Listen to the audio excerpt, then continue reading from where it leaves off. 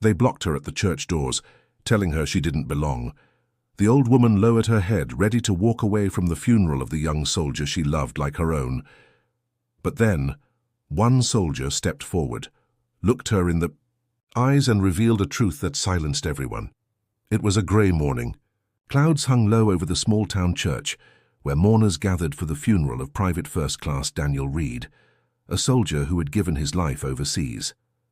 Dozens of uniformed servicemen lined the walkway. Families sat somberly, clutching, folded flags and tissues, and then slowly an old woman approached. Her name was Margaret Ellis. She was frail, her steps small but steady. In her trembling hands, she carried a bouquet of wildflowers she had picked herself. She wasn't family. She wasn't on the guest list, but to her Daniel was like a grandson. As she neared the door, two ushers blocked her path. "Sorry, Mum, family only," one said firmly. Margaret's lips quivered. "Please, I just want to say goodbye." But they shook their heads. "You don't belong here." The words hit harder than the cold air. Her shoulders sagged. For a moment it seemed she would turn and leave, but fate wasn't done with her yet. Inside, people whispered, "Who is that old woman? Why is she here?" What they didn't know was the story. Years ago, Margaret had been a teacher at the local elementary school. Daniel's family was poor, his father absent. His mother worked long hours.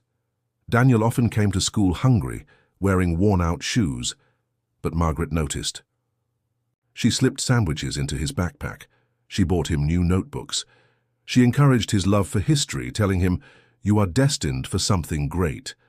When he grew older, Daniel confided in her. He wanted to join the military. To serve, to protect. And on the day he left for boot camp, the only person he hugged goodbye at the bus stop was Margaret.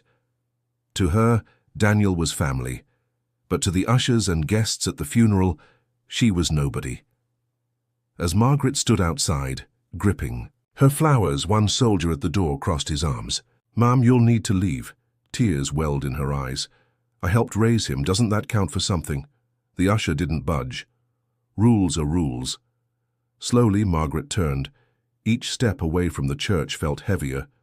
Her heart ached, not just from grief, but from rejection. And then she heard a voice. "Wait." Everyone turned. A young man in uniform stepped out from the pews. His name was Sergeant James Walker, Daniel's closest friend in the service. He looked at Margaret with wide eyes. "I know her." The ushers froze. James stepped closer. His voice shook, but his words carried power. "This woman isn't just some stranger. She's the reason Daniel ever made it this far," the crowd murmured. James continued. "Daniel told me stories about her every night in the barracks, about how she fed him when no one else did, how she taught him to believe in himself. He said, if it weren't for her, he never would have worn this uniform." The ushers' faces fell. Margaret stood stunned, clutching her flowers. James placed a hand on her shoulder. "Ma'am, Daniel always called you his guardian angel." Gasps filled the church. Some wiped tears. Margaret's lips trembled. He really said that?" James nodded. "And he made me promise that if anything ever happened to him, you'd sit in the front row at his funeral." The room went silent, and then slowly people stepped aside. James escorted Margaret down the aisle. Each step was a reversal of her rejection, a vindication of her love. The family looked up. At first, confusion flickered across their faces, but when James whispered Daniel's words to them, they softened. Margaret was led to the front, just behind the casket draped in the American flag. She placed her wildflowers gently atop it. Whispers rippled through the crowd, but this time they were words of respect. She was his teacher. She helped raise him. She belongs here. As the service began, Margaret listened with tears streaming down her cheeks. Every hymn, every salute, every word spoken about Daniel reminded her of the boy she once saw running barefoot across the playground, clutching a history book too big for his hands. And now here he was, honored as a hero. Because of her, he had believed he could be one. After the service, Daniel's mother approached Margaret. I didn't know," she whispered. "I work so much. I didn't realize how much you did for him. Margaret shook her head. You raised a brave son. I only filled in the gaps. James added, No, Ma'am. You were his family too. The ushers, ashamed, apologized. Margaret simply smiled. You were doing your duty. Now you know the full story. In the weeks that followed, Margaret was invited to community events, honored publicly as the woman who helped raise a soldier.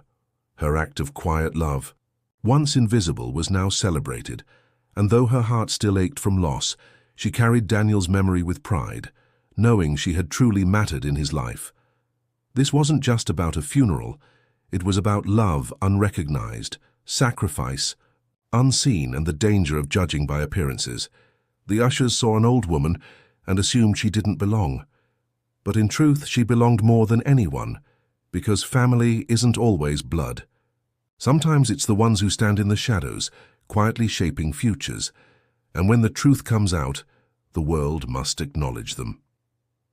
If this story touched your heart, don't forget to like this video, subscribe, and ring the bell so you never miss another story of love, justice, and unexpected twists. Now I want to hear from you. If you were James, would you have spoken up in that moment or stayed silent? Comment your thoughts below. And remember, sometimes the greatest heroes are not the ones in uniform, but the ones who give others the courage to wear it.